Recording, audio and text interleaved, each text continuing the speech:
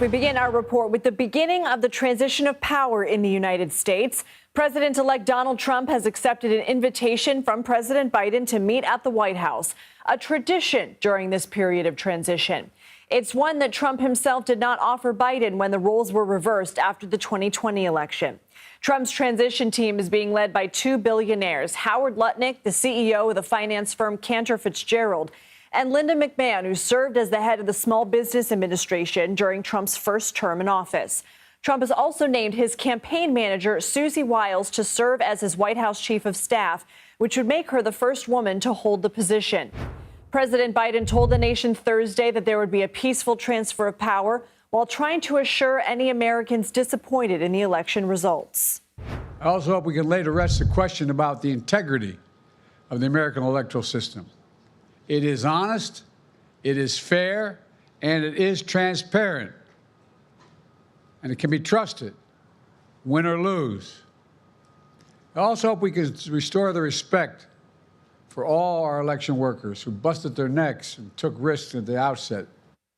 The final makeup of Congress is still up in the air, but CBS News characterizes the House as leaning Republican, which would make them the majority in both chambers for the first time since 2019.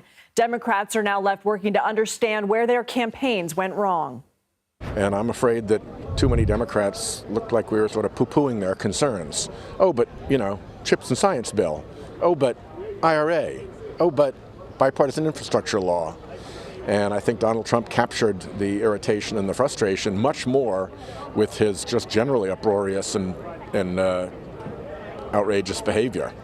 CBS News Chief Washington correspondent Major Garrett joins me now. Major, House Democrats said on their conference call that wasn't the time to do a postmortem on the election. If not now, when? What questions should they be asking themselves? It's great to be with you. It's not as illogical as it sounds. I've been covering national elections since 1990, and I've watched parties make snap judgments in the aftermath of an election and usually get things wrong. Why?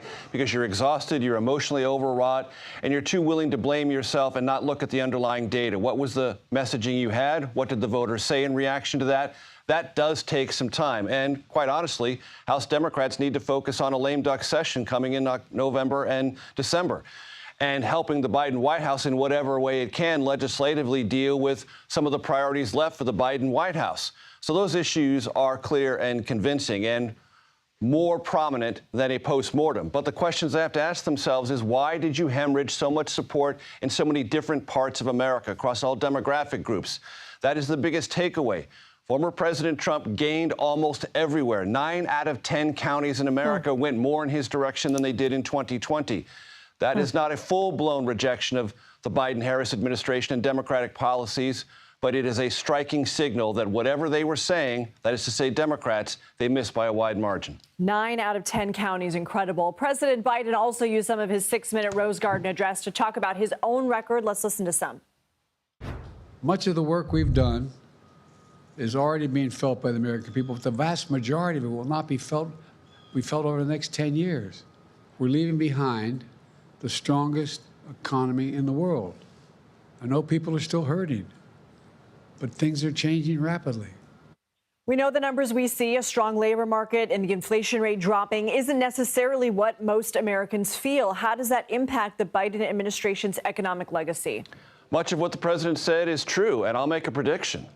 When the Trump administration takes over and Republicans run the House and Senate, they're not going to undo spending in the infrastructure bill passed under the Biden administration. They're not even going to undo most of the so-called green energy spending, because a sizable percentage of that goes to states run by Republicans. And businesses there know that renewable energy is part of our mix of energy going forward, and those subsidies help make that transition smoother. So those are parts of the Biden legacy, not appreciated now when it mattered most, but probably will be appreciated down the road, even by Republicans.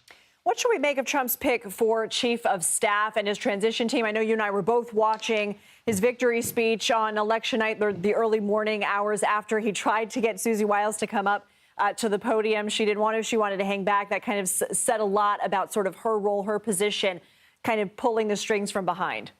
That is the most important moment and the most important prism by which to view the relationship between President-elect Trump and Susie Wiles. She does not want attention.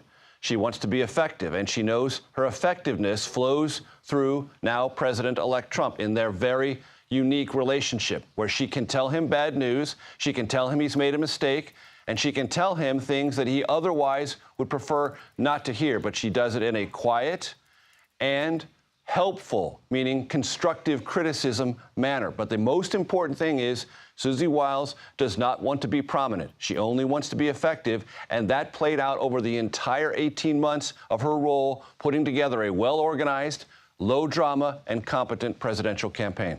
We know Trump accepted an invitation to the White House. What happens during that visit and during this transition period? What happens during the visit is a lot of small talk, much of it that doesn't go very far. But it is important, and this really is meaningful. You talked about in the open that President Trump did not extend the both professional and political courtesy of a smooth transition to the incoming Biden White House. That made things tougher on the Biden administration, much tougher than they otherwise would have been. The Biden administration is not following that pattern and is extending the incoming Trump administration access to all its understanding of federal government operations, where things are, and the Trump administration will have the benefit of at least a few months to evaluate where things are and where they want to take them. That's important for governance, for all Americans, and that it's being extended is noteworthy indeed. To be a fly on the wall during the small talk, though, Major Garrett, thank you.